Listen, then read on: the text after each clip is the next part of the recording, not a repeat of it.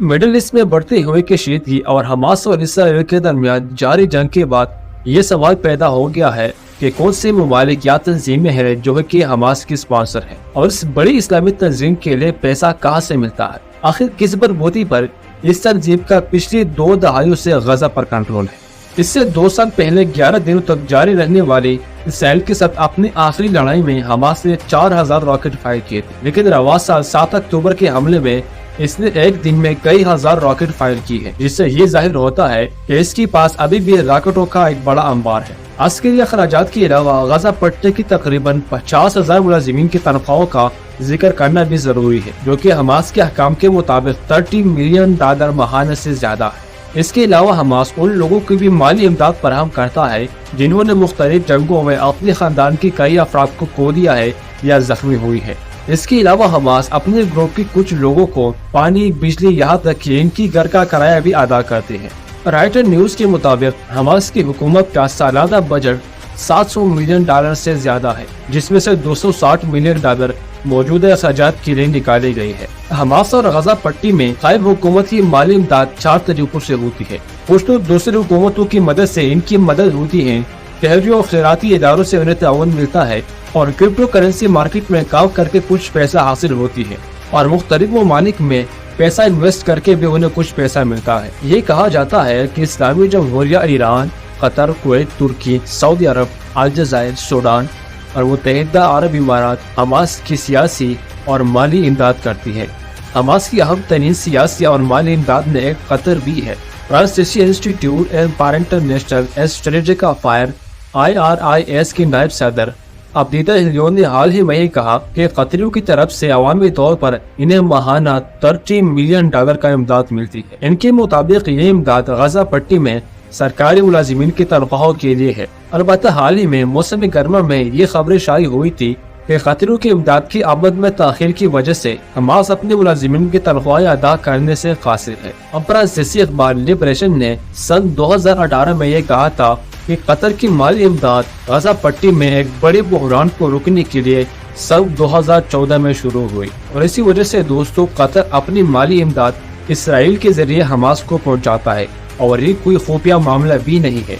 Hamas के सरबराह इस्माइल हानिया सन 2012 से दोहा में मुकीम और इस इस्लामी ग्रुप का सियासी दफ्तर कतर के दारुल हुकूमत में वाक़या है।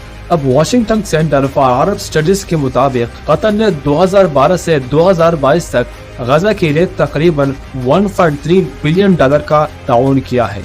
इसी इदारे का कहना है कि गुज़श्ता 2 दहाइयों के दौरान मुत्तहिदा अरब इमारात के ममालिकों ने मगरबी किनारे वेस्ट बैंक और महमूद अब्बास की हुकूमत को $2 अरब, अलजायर ने $906 मिलियन, कुवैत ने $768 मिलियन और सऊदी अरब ने $4 अरब 766 मिलियन फराहम की और मगरबी किनारे ने वादा किया है कि वो इसमें से गजा पट्टी को अपना हिस्सा फराहम करेगा और उसने अब तक अपने वादे पर अमल भी किया है। इसके अलावा इसराइली हुकाम ने रवा साल जुलाई में ऐलान किया था कि तुर्की से गजा के लिए 16 टन धमाका खेज मवाद भेजा गया था, जिसको जब्त कर लिया गया। लेकिन इसके बावजूद दोस्तों हमास का सबसे अहम इत्तेहादी, अस्करी और माली हामी ईरान है। अमेरिकी कौमी सलामती के मुशीर जेक सेलियो ने हाल ही में कहा कि ईरान वसी मायरों में हमास का साथी है, क्योंकि इसने हमास की अस्करी वंग के लिए ज्यादातर फंड फराहम की है। उन्होंने इन्हें तरबियत भी दी है और अस्करी सलाहियतें भी फराहम की है। जबकि यूरोप कमीशन के सरबराह ने ये हाल ही में कहा था कि हमास ग्रुप का 93% गोला बारूद ईरान से आता है। ईरान की हमास को माली इमदाद के हवाले से अमेरिकी वज़ीर ख़ारजा का 2020 की एक रिपोर्ट के मुताबिक ईरान हमास को सालाना $100 मिलियन फराहम करता है। हमास के माली सरगर्मियों की अहम पोर्टल्स में से एक क्रिप्टो करेंसी की दुनिया भी है। वॉल स्ट्रीट जर्नल ने हाल ही में एक रिपोर्ट शाया की है जिसमें कहा गया है कि हमास ने गुज़श्ता 7 सालों से क्रिप्टो करेंसी की दुनिया से तकरीबन $41 मिलियन कमाई है। रिपोर्ट में मज़ीद ये भी कहा गया है कि हमास ने क्रिप्टो करेंसी के जरिए दुनिया से लाखों डॉलरों की माली इमदाद भी फराहम की है। एक दूसरी रिपोर्ट में भी ये कहा गया था कि हमास ने सिर्फ 2021 में $4 लाख से ज्यादा इमदाद जमा की है। अमेरिकी महकमा खारिजा ने भी ये दावा किया है कि ईरान हमास को क्रिप्टो करेंसी के जरिए माली इमदाद फराहम करता है।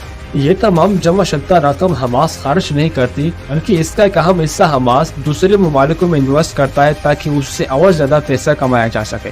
امریکی وزیر خزانہ کا کہنا ہے کہ ایران سے ملنے والے فنڈز کو حماس مختلف ممالک میں سرمایہ کاری کی ایک پورٹ فولیو میں رکھتا ہے۔ امریکی وزیر خزانہ کے مطابق ان محکموں کی سرمایہ کاروں کی ورث تقریباً لاکھوں ڈالر ہے اور یہ سوڈان، ترکی، الجزائر اور متحدہ عرب امارات میں کام کرتے ہیں۔ حماس کی پورٹ فولیو میں شامل کمپنیاں جائز کاروبار کی آڑ میں کام کرتی ہیں اور ان کے نمائندوں نے اپنے اثاثوں پر حماس کی کنٹرول کو چھپانے کی کوشش کی ہے۔ امریکی وزیر خزانہ کا کہنا ہے کہ اس سرمایہ کاری کے نیٹ ورک کی نگرانی حماس کے آزاد ترین قیادت کرتی ہے اور ان سرمایہ کاری کی محکموں سے حاصل ہونے والی آمدنی سے حماس کے رہنما فتح زندگی گزارتے ہیں۔